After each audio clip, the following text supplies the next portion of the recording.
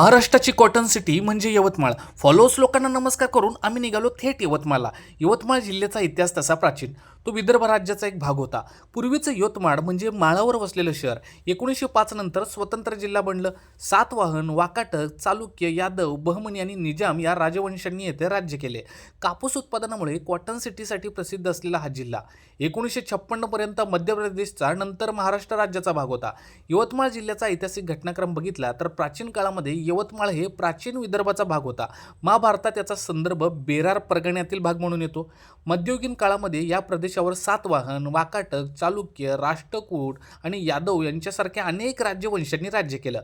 बहमनी व निजाम काळामध्ये अल्लाउद्दीन हसन बहमनशाहच्या काळात हा प्रदेश बहमनी सल्तनतचा भाग होता. पुढे हा प्रदेश निजाम राजवटीच्या अधिपत्याखाली आला. पूर्वीच्या यवत किंवा यवतीच्या माळावर यवतमाळ वसलेलं पुढे याला यवतमाळ म्हणून ओळखू लागले. 1905 मध्ये हे मुख्यालय स्वतंत्र जिल्हा म्हणून अस्तित्वात आले.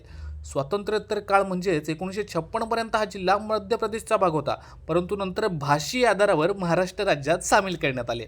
उद्योगाचा वारसा जर म्हटला तर कापूस, जिनिंग आणि प्रेसिंग उद्योगामुळे या शहराला कापूस शहर म्हणून ओळखलं जातं. यवतमाळ शहर हे जिल्ह्याचे प्रशासकीय मुख्य कार्यालय आहे. जिल्ह्यातील महत्त्वाचे व्यापार केंद्र आहे. त्याचबरोबर कापूस पिंजण्याचे आणि दाबून त्याचे गठ्ठे बनवण्याचे उद्योग आहेत. त्यामुळे यवतमाळला कापसाचं शहर म्हणून ओळखलं जातं. त्याचबरोबर इथे विविध मंदिरंसुद्धा आहेत. रंगनाथ स्वामी मंदिर, केदारेश्वर मंदिर, दत्त मंदिर, जिण्याचा गणपती, महादेव मंदिर, श्री स्वामी समर्थ मंदिर, हिंदुस्थानी दुर्गादेवी मंदिर. तसेच शहरात नवरात्र उत्सव मोठ्या उत्साहानं साजरे केले जाते. 9ही दिवस शहरातील व आजूबाजूच्या खेड्यातील भाविकांची मोठी गर्दी असते.